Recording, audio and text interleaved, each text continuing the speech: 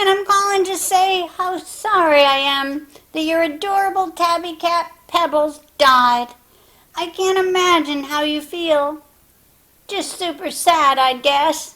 Do you want to talk about it? What? You're surprised that you're so bummed about a cat? That's natural.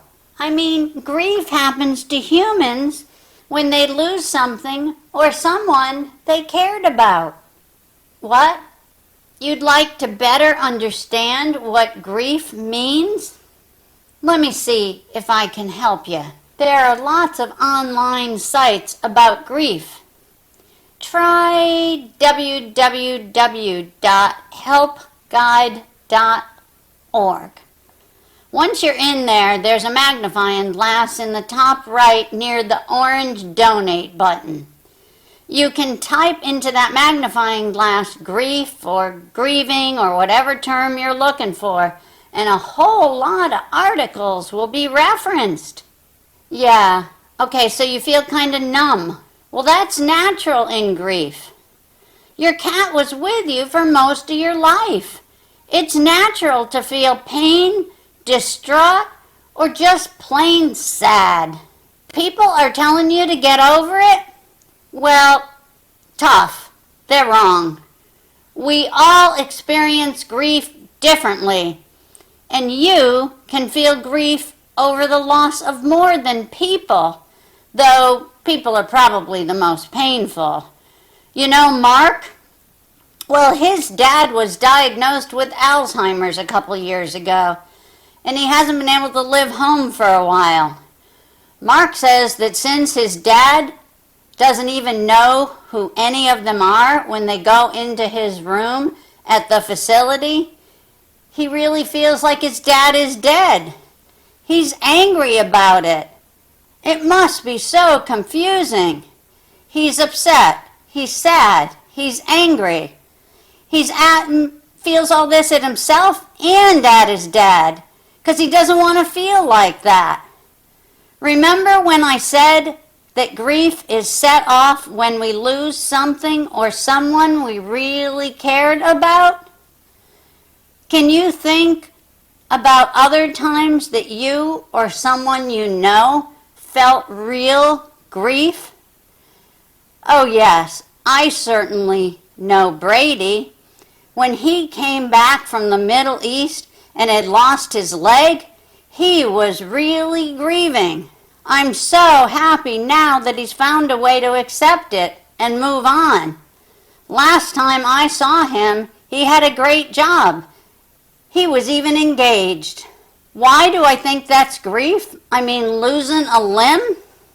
Remember, I said grief is set off by when we lose something or someone we really cared about. I know I'd really miss my leg. How about you?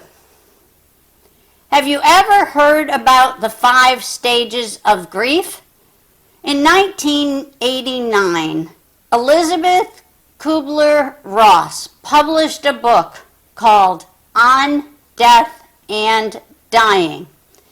Today, there's general agreement that you don't have to go through all 5 stages that she talks about, and the different feelings that she references might not happen in the same order, but her points are very relevant. We can talk more about what you're feeling or what you have felt when you knew someone you really cared about died. If you compared to the original 5 stages, which were denial, anger, bargaining, depression, and acceptance, every single person, every single event, it's different, of course. It might be worth you looking at that book. Go to www.grief.com, and the first line, top left, lets you click 5 stages of grief. Play around with that page and other links there if you want. Another option is to find a copy of the original book, On Death and Dying. I mean, buy it used on eBay, or if you really want it new, go to where you usually buy a book. Let's think about other times you could feel serious, painful grief.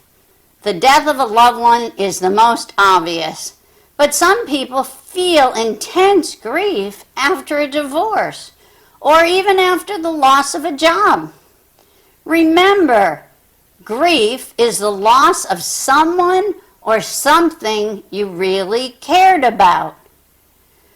Well, let's talk later, and for the viewers out there, keep watching this series to learn about more books that are suggested about grief. That's something that might help you. Stay tuned. See you next time. We'll talk later. Thanks, y'all, for watching. Please subscribe and add comments or questions. Meanwhile, live each day. Bye.